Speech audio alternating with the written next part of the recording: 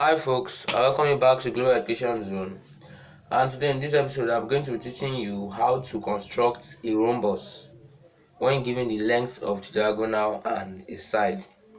Now the first thing to do is to draw the diagonal AB. So in this case, assuming we are given a diagonal of let's say 5 centimeters, or let's make it 4.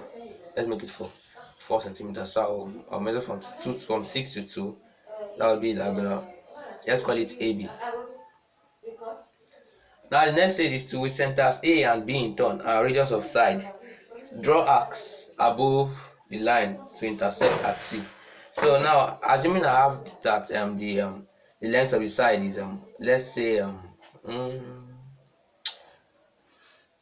let's say 4.5, 4.5. So in this case, I open my, well, let's make it 3.5, 3.5, 3.5. So I'll open from 2 to 3.5. Now we're going to make use of 3 centimeter for the side. So using that same 3 centimeter for the side, put at the edge of the line and then cut an arc above and below.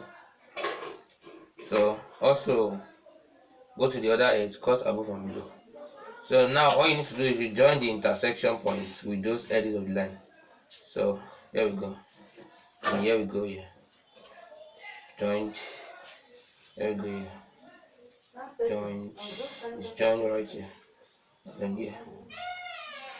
So basically this is how to draw a square when given the length of the diagonal and side.